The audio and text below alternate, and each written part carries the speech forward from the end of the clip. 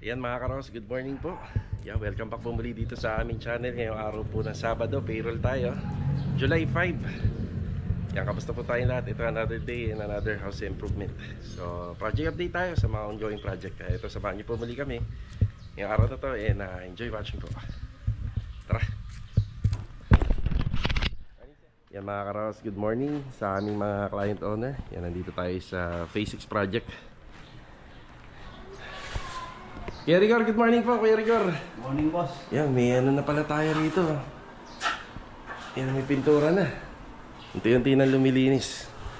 Tapos ito nga po pala, sandblast. Binuhay lang po namin yung original na ano niya, yung texture niya. Tapos kung ano yung ginawa namin doon sa kabila, ganoon din yung gagawin dito. May sisinsilin pa po dyan. Kasi ibabalik po natin yung bintana.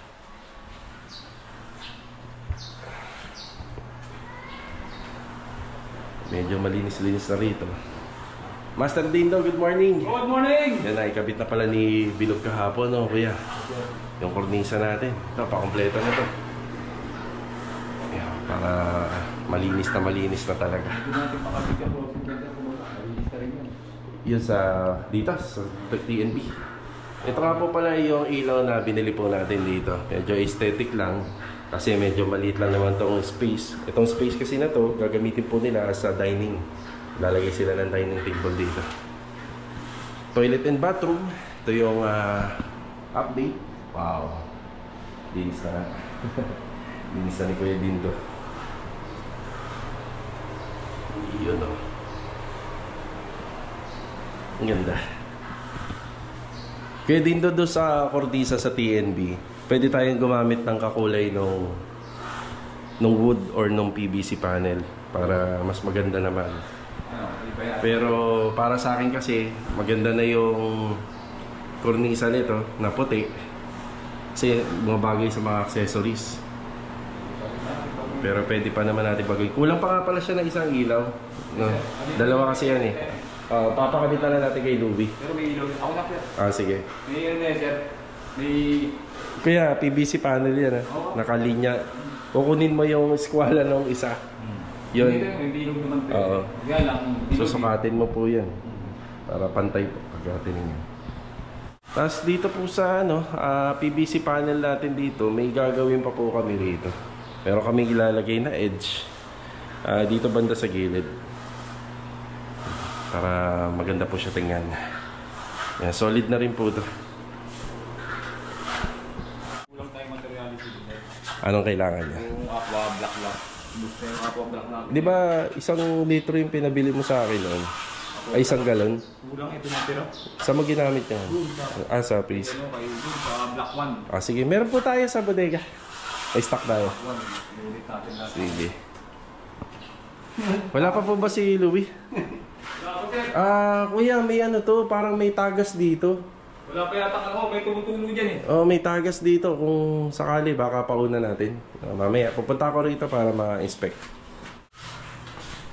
Nandito na ba si Louie, kuya? Wala pa ho. Wala pa si Louie. Sige. Hintayin natin si Louie.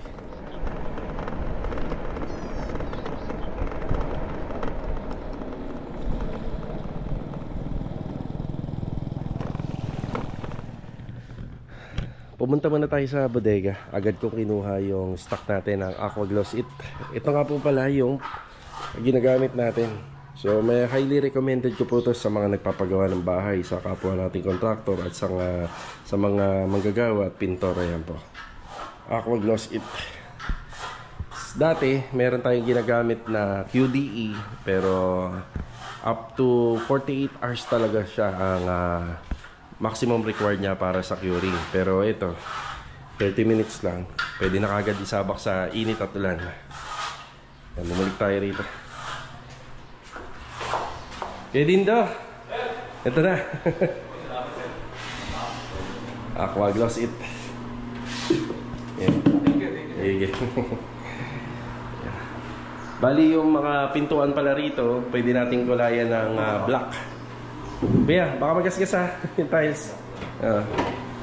Pwede natin pinturahan po ng yung mga black. Yan. Chocolate brown or black, pwede natin i-turn over yan. Tapos syempre, yung mga trusses na ginagawa natin, black to kasi industrial. Framing, yan, black na rin. Halos na to, lahat black. Kaya din do, lahat ng grills, black. Black po lahat. Black. Tapos si Kuya Rigor, nag-apply na po siya ng top coat finish natin. Tapos after ng top coat finish, doon lumitaw yung mga dapat pang masilyahan. Yan. Yung ginagawa ni Kuya Rigor. Ito kuya, lahat black. Lahat yan black. So wala ka nang iiwasan dito. Poste, black din natin yung Yes, aha. Mamaya, pumunta na rito sila Master Ryan. Yan nga, yung binabanggit ko tungkol dito. Baka ipakabit na po natin. Ayun yung banda dyan. So kapag naikabit po yan, makukumpleto na natin yung mga kulang pa na installation. Tapos last priority na lang po natin yung ilalagay dito. Si Louie nga pala nandito na. Yung puntahan natin yung ginagawa niya.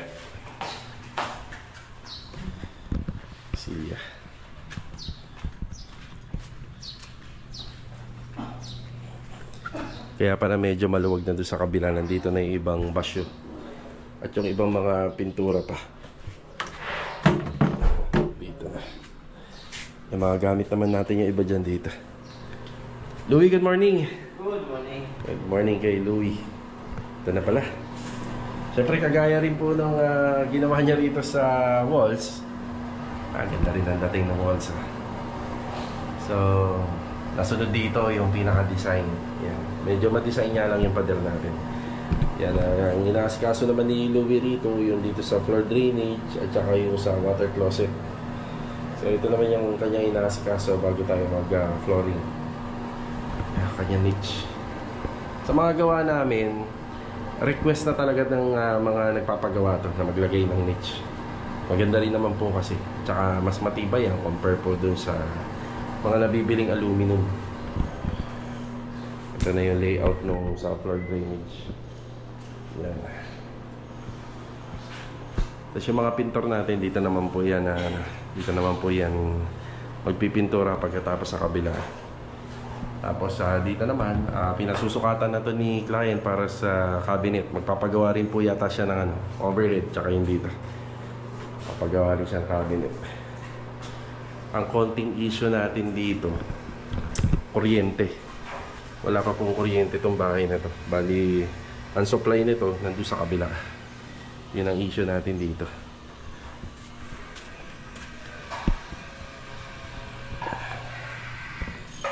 So, kung ikukumpara natin tong unit na to sa huling turnover natin na Athena doon sa kabila, yan, masasabi ko mas mataas ang presyo ng renovation dito compare doon. Yan, bali mamaya babalik tayo rito para ipaliwanag isa-isa kung ano yung pagkakaiba po nila. Kakaiba nilang dalawa, pero parehang unit lang naman po. Halos pareha lang naman po yung setup na ginawa. Ito muna yung update dito mamayang umaga, din babalik tayo rito mamayang hapon. Tara. Dito muna tayo sa Riego de Dios project. Kaya meron tayong inaasahan na mga delivery ngayong umaga. Steel bar, semento, at saka yung iba pang mga maliliit na fittings na gagamitin po natin sa mga toilet and bathroom. Yan, update muna tayo rito habang hinihintay po natin na magkaroon ng iba pang improvement dun sa project natin sa phase 6. Yan, tutok muna tayo rito. Doon naman po sa Anyana, tuloy-tuloy lang naman po doon yung plastering nila Kuya Richard at ni Kuya Sandy. Ba, gaya nga tayo sa kanila. Akit tayo. Andun yung motor eh. Oh, yeah. Iyon ah. Okay, good morning kila client owner. And good morning po kila Ma'am Catherine, kila Sir, and family. So meron tayong 12mm na dumating dito. Bali, yung 12mm na steel bar, 10 piraso yan, nagagamitin po natin doon sa mga parilya ng ating kitchen counter. Yan. Bilog, good morning, Bilog. Good morning. Yan, good morning kay Kuya Ruel. Morning. Rusty, good morning. Good morning. Rusty, ano ba ginagawa natin dyan? Primer of ilalim. Yan, pinaprimer na natin yung ilalim na part. Tapos hanggat maaari sana madoblehan na yung mga ibang part na hindi pa na napapahiran. Tapos may dumating tayo semento. Ang inaasahan nating semento ngayon is 40. Kasi 20 lang yung nabanggit ko sa vlog. Pina-40 ko na para hindi naman pa isa-isa yung delivery natin. Kuya Doming, good morning po. Wala tayo kahapon, Kuya Doming ah. Yung motor. Chan mo. Baka may LBM ka, kuya. Lasing bago matulog. LBM yata eh. Donis, good morning, Donis. Dumating ba yung mga fittings mo? Dumating? Ay, ito. Anong kulang mo? Why pala? 4 pala yung Why na D4? Why na D3? O, di bibili na lang ako sa labas. 3x2. O, sige.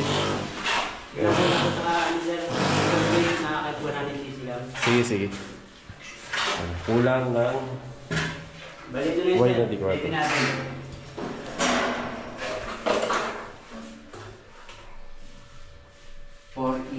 Centimeter. Dito ano na? 6. May 2 cm na siya na natakbo dito. Okay. So nakaklibe naman ka. Maraming pwede. Yan nga pala, bakit may inaasikas tayong linya ng pipelines dyan, may P-trap. Gawa ng, dito po kasi banda sa taas, nandiyan po yung isa pang TNB na ginawa namin. So yung mga pipelines niyan, dito na po yan maglalaro, then kukoberan natin ang ceiling yan para hindi nakikita. Yan, tago siya, tago. Tapos ito pala kahapon, may slab tayo rito. Ito yung footstep. Kuya Chris, good morning po. Good morning kay Kuya Chris. Tapos may asintada tayo rito. So yung asintada natin dito sa abang po yan. So magkakaroon tayo ng asintada rito. Gawa ng meron tayong auxiliary or outdoor kitchen dito. 3 meters yung kinuha natin. Sakto sa 5 pirasong tiles na 60x60. Tapos may opening tayo rito na 70 cm. Dito ilalagay nila client yung kanilang washing machine kapag dito na sila nakatira. So abang pa lang to, nasa sa kanila kung palalagyan na po kagad nila ng tiles. Tapos dito meron tayong konting space. Pwede sila maglagay ng halaman dito na nakapaso. Yan, tapos nandito po kasi yung ating catch basin. Nandiyan banda. May konting space na po yan. So yung catch basin natin is for maintenance. Wala naman pong downspout dito. Yan, for maintenance yung purposes.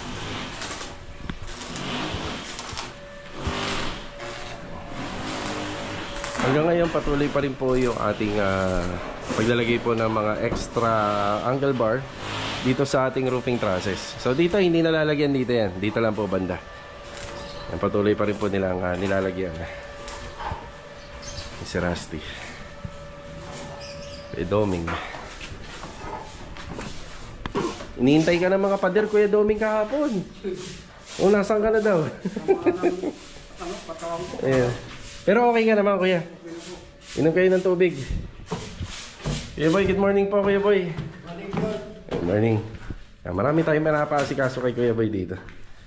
Kuya Philip, good morning. Good morning po. Kamusta ba rito, Kuya? Finish ko na itong can. Sige. Bibili ako ng epoxy primer, ha? Opo. Para malagyan ng epoxy primer to. Paikot, Kuya. Paikot.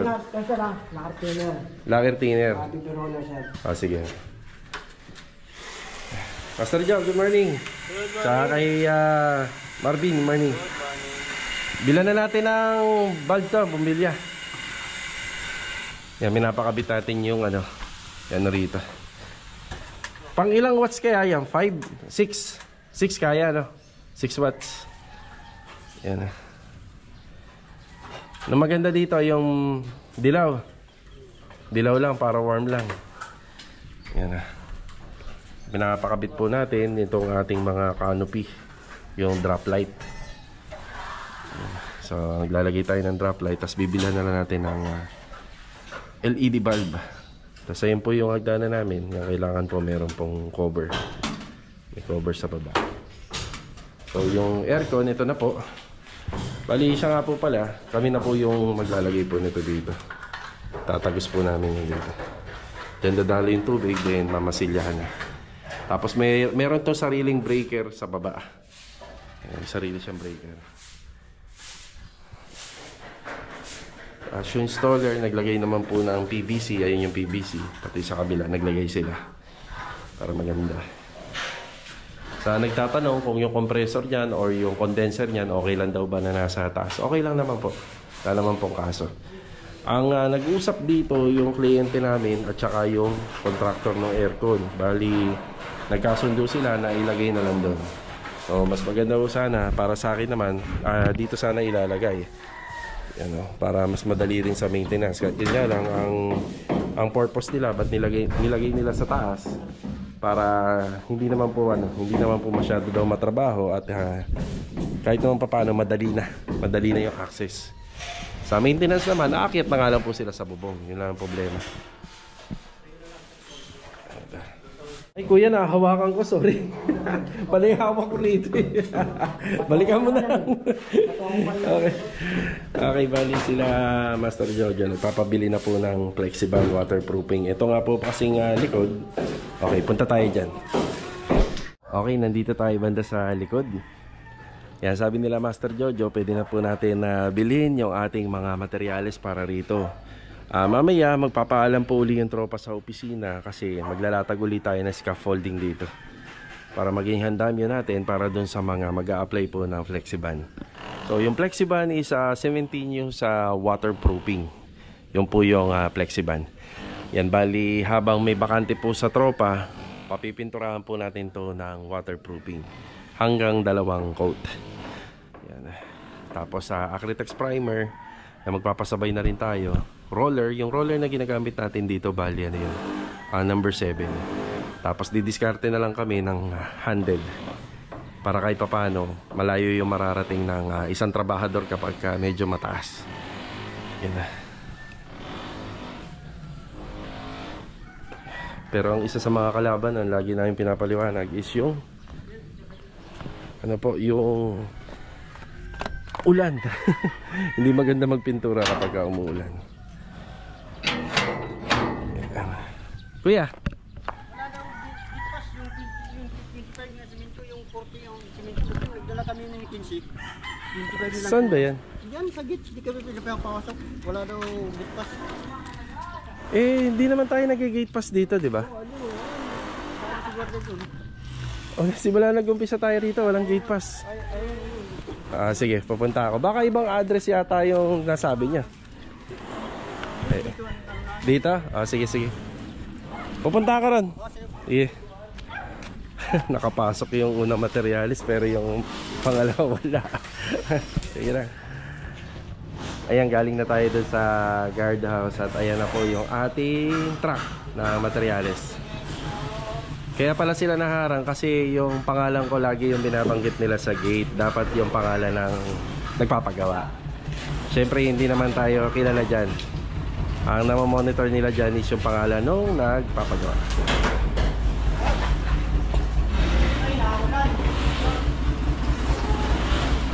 Ras, tanggalin nga muna natin. Dahil lang kuya ha, papatanggal natin. Kuya, bakit wala kayong cover? Baka mabasa yan. Yan na po yung ano. Ang kuya, ang balanse nyo 20 no? 25, bali 15 pala kanina. Salamat po. So 15 pala yung una nilang dineliver. 15 bags. Tapos yung mga bungi rito, yan pinapaayos na natin to kay Kuya Domeng. Yung mga bungi-bungi. Tapos kanina si Master Jojo. Ilang ano kinuha mo? 2 roller. 2 roller, paintbrush, tsaka thinner. Yan ang ginagamit ni Rusty ngayon. Usog natin dito kasi mababasa ng ambon.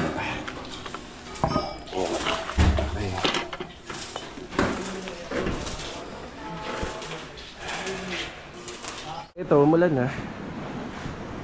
Inaantala lang yung pagde-deliver. Meron pa sila ibababa na 7 sako ng semento. 7 bag. Habang umuulan, double check tayo. Double check. Malakas-lakas din yung ulan kanina habang di pa ako nagbablog. Huminto ako sa pag-vlog eh. Ayan na. Tingnan natin. natin.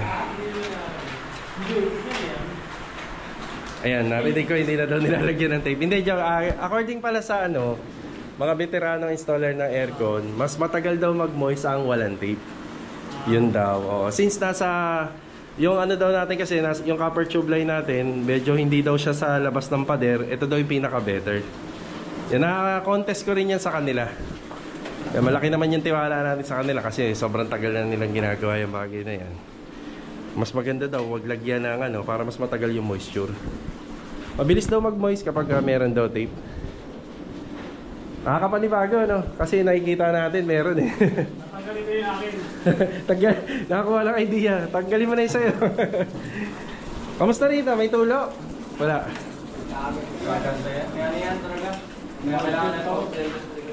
Ito. May moisture, syempre. Wala pang ano eh. Pero dito, ito, very good na. Eh, nagpupunta rin ako rito ng nakaraan. Wala rin naman ako nakikita. Tapos may mga gagawin pa ho kami sa taas para mas lalo nating maging maayos yung paggawa dyan. Buwelo lang. Ayan. Nantala rin yung gawa nila Master Jojo. Yan, kinakabit na. Ayan. Siya nga po pala nagpa-deliver tayo rito. Bali, 8 bulb light. 8 piraso yan, di ba, Jo? 8 bulb light na 6 watts. Kuya, yung Acrytex primer mo parating na. May isamang Acrytex reducer. Pwede na 1 galon, di ba? Tapos 4 na galon ng primer. Tapos Flexiban. Sige, Flexiban 3 balde rito. May kasama ng mga ano yun. Epoxy A&B kailangan ni Adonis para sa mga linya. Kasama ng roller. Yan. Ito yung drop light. Kinakabit natin. Yan, para may design, black yung ginamit natin kasi puti yung ating spandrel ceiling. Ayun o. May dating na kagad, lalo na pag na-complete. Okay, merienda muna. Mabilis lang naman tumila yung malakas na ulan. Yan, bali okay na rin yung delivery natin sa semento. Tapos may paparating tayo sa mga binanggit kong materials regarding dyan sa mga paint materials ng ating exterior. Ulan. Break time muna. Yung mga balde natin dito, mukhang open na. Okay ah. Magkano ba naman kada isa? 20, 40? 40. 40 daw.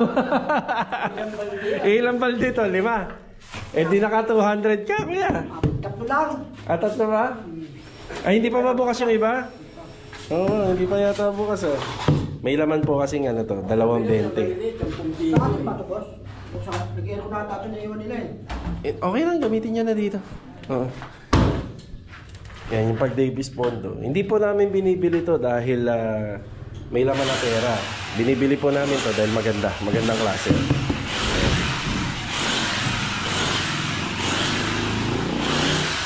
Nakapagkabit na sila ng ilaw ayun, 2. Tsaka naman, mas maganda pag 2, pag isa medyo bitin. Bali ito mga karos, after break time, babalik po tayo ng Riego de Dios project. So titingnan ko kung dumating na po ba yung delivery natin, yung mga binanggit ko pa kanina para doon sa project. So yung mga materials na darating, hindi naman po ma-apply ngayong araw. Kasi kita nyo naman, yan, patuloy pa rin po yung pag-ambon at saka yung pag-ulan. Ito shoutout muna kay Baby Win, meron siyang tanong. Meron daw po siyang kisame na naka-hardiplex na. So pwede daw bang lagyan ng PVC ceiling panel or wall-fluted panel? Ang sagot ko rito, yes, pwede.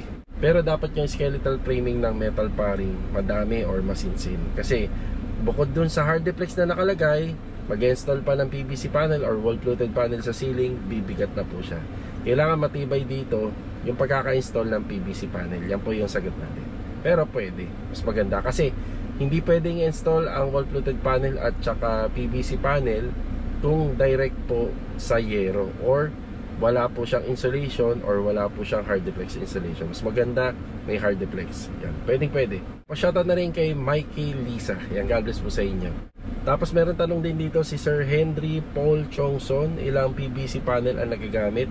So marami tayong unit na ginagawa dito. May row house, may Athena, meron tayo sa Riego de Dios. Hindi ako sigurado kung ano yung tanong niya, pero kung ang tanong niya yung sa up and down, depende po kasi nag-iiba po yung dimension kapag may mga kwarto. Pero kung isang latagan lang naman, Nasa 4.9 meters po yung taas ng ginagawa natin. Ang dimension niya, divide nyo na lang sa 20 or 25. So 490 divide 20 or 25. Yung 20 cm kasi may nabibiling PVC panel na may sukat na 20 cm. Meron din 25 cm. Ayan po yung kasagutan. Salamat po. So after natin sa Riego de Dios, babalik tayo sa phase 6. Tara.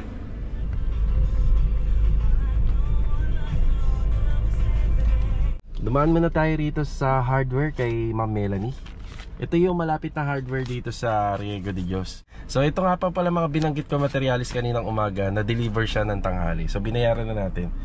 So 15,335. Yan, pagpasensyaan nyo na pa yung sulat ni Madam. So papakita ko na lang po ito sa site. Punta tayo Riego, tara. Okay, bumili muna tayo ng cake. So ibibigay natin to kay Ate Weng, yung tendera po doon sa hardware store, diba? Tara. Nakabalik na ulit tayo sa Riego de Dios project. Yung moldura natin, ang nakikita na yung pinaka skim coat niya.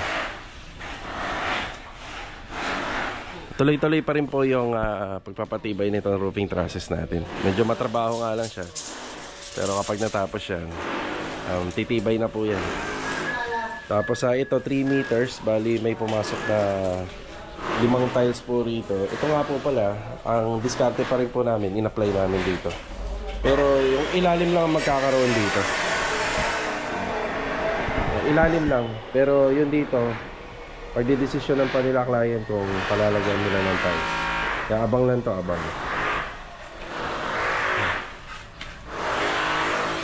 Doon ka muna kay Kevin. Tapos dito nga po pala, may mga dumating na materyales.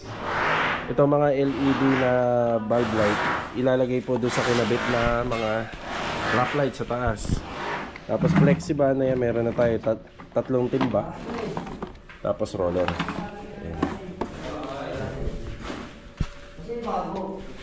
Yeah. Tapos isa sa mga dumating yung mga ganito. Ayan, mga fittings.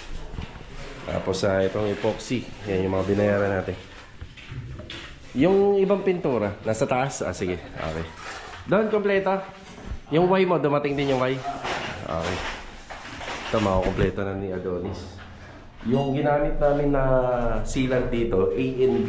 No? Doon, A&B. Para matibay. Yan, para matibay. Kaya nagpa-order na ako nito. Pamatagalan ito eh. Oo, pamatagalan na ito.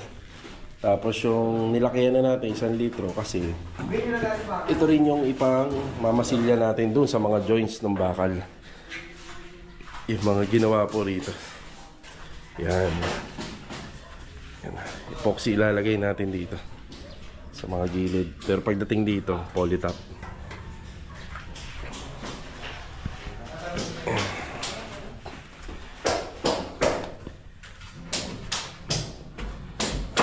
Dito sa taas, dumating dito. Kaya dumating ba yung pintura mo? Asan? Ito. Ayan, Acrytex reducer at saka Acrytex primer. 4 na galon. So si Acrytex sa primer, nabuksan na yung isa. At ito na yung pinapipintura dito ni Kuya Philip. Pag ganito na. So ayan, si Acrytex sa primer po, napakatibay niya sa ulan at init. Paano to kuya? Wala pa? Sige. Sige. Yan kasi ang bakit pinapahiran na kagad natin to kasi open pa. May tendency na masayang yung matilya, masayang yung primer. So itong loob, ang ipang pa-primer natin dito, yung Davis Pondo. Pero pagdating sa labas, Acrytex primer po. So, ano pa lang yan, mga paunang materialis pa lang yan. Tapos yung mga aircon natin, yan, may cover naman po siya. Okay na tayo rito.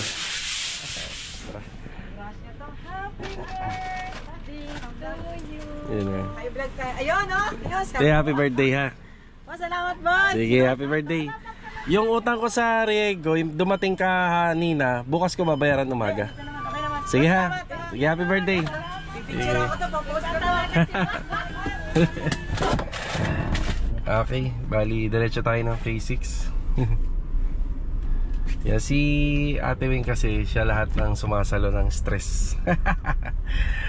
Kapag ka meron tayong nakakalimutan minsan na materyales or may pahabol, tapos yun nga, sa mga follow-up orders, si Ate Wing lahat ang siya yung naanuhan natin, na babagsakan ng stress na kailangan na nandun or kailangan na nandito sa ganitong oras. Siyempre alam mo naman, marami tayong ginagawang sabay-sabay. Okay, so siyempre bilang pagganti, yan, may pakonsuelo tayo. Birthday ng tao, kaya deserve niya yun. Tara. Ito mga karaos, bumalik tayo sa Phase 6. Yan, may konting topic tayo rito sa content natin, sa project natin dito. Ayan, bali, ikukumpara natin yung project na to doon sa turnover natin. So, pareha silang Athena. Pareha lang naman yung laki. Makikita nyo, pareha rin siyang may dalawang aircon. Makikita nyo, pareha lang naman naka-industrial na roofing dito sa harapan. Tapos, pareha lang naman folded gate, may single gate. Pero ang unang kaibahan nito is yung mga tiles na ginamit dito sa harapan ng bahay. Deco stone. Yan, deco stone po siya. Yan ang kaibahan. Tapos yung tiles na ginamit natin dito na 40 by 40, medyo higher price to compared doon. Nasa ano yata to? Nasa 10 pesos ang lamang per piece. Yan, mapapansin nyo lang, may buong pintura na siya, pero bakit namuti uli? Kasi kailangan pong i-primer. So pina-primer na po natin siya lahat. Kasi yung masilya inulit. Tapos halos pareha lang din naman yung setup. Wala naman din na bago. So kagaya rito, may gagawin tayo rito. Tapos yung location ng mga faucet, halos pareha rin. Dito wala nga lang window, pero may pintuan. Ang naiba lang dito, syempre yung hamba, gumastos pa po tayo dyan sa hamba. So panibagong hamba na po kasi nilagay natin dyan. Then yung location ng mga outlet and pailaw natin dito, halos parehang-pareha lang yung setup. Tapos dito naman banda, pagpasok sa main door, ang kaibahan dito sa pinaka living space, naka PVC panel to. Yan, PVC panel, pero pareha lang din naman po yung mga location ng ilaw. Naiba lang, medyo pricey yung nilagay natin sa center light. Tapos ang kaibahan din, kasi may request si client na magkaroon ng AC or split type aircon dito. Nirenovate po natin to, medyo naging matrabaho pa po to dahil binaba po natin. Tapos yung sa pinaka TV console, doon po kasi sa gawa natin, dito po kasi may tambol tayo. May TV console talaga tayo, may cabinet pa na nakabarnis. Tapos doon sa isang gawa natin, demolition lang ginawa natin, pero wala siyang kwarto. So kapag may kwarto, medyo costing din to kasi lalagyan natin ng hamba, lalagyan natin ng pinto, lalagyan natin door stopper, lalagyan natin ng bisagra, lalagyan ng doorknob. Tapos dito, syempre naka-cornisa siya at saka naka-PVC panel, center light din, kaya medyo magastos.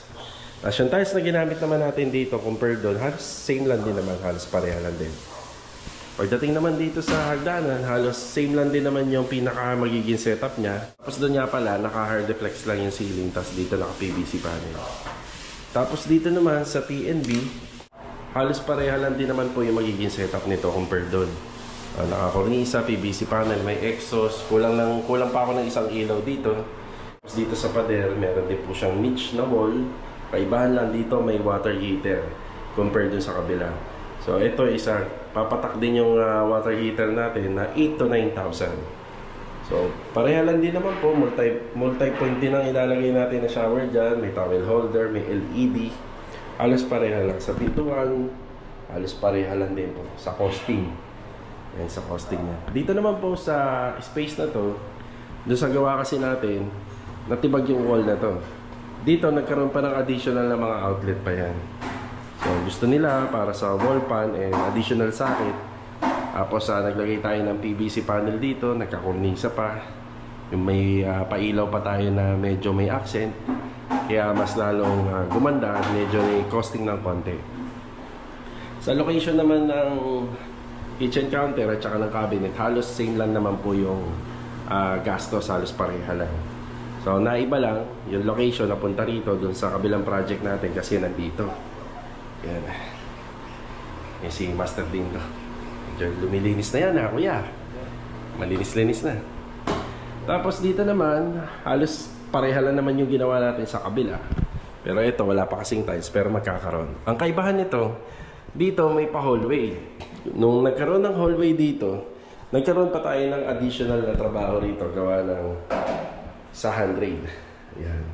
Tapos pareha lang din, may center light dito. Ang kaibahan lang, nagkaroon pa ng mga additional pin light kasi may hallway. Hindi naman pwedeng hindi natin lalagyan ng ilaw yan. Tapos dito rin, medyo matrabaho rin to.